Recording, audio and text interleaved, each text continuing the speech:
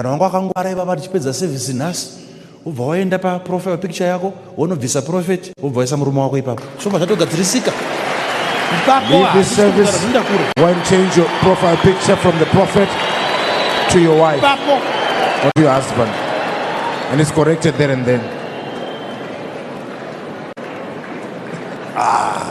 It was said.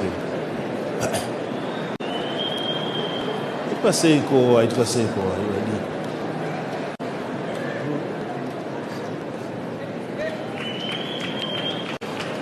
Why am I saying that some of you are forgetting?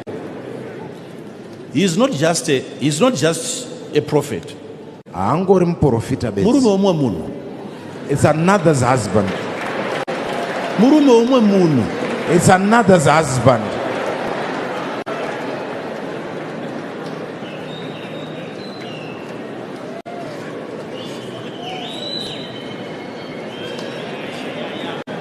I come to your house right now. I might not come across a portrait, a picture of your husband. In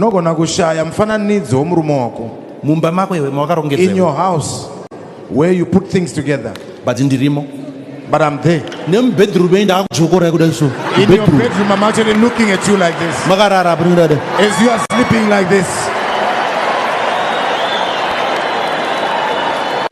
Making me to see such things.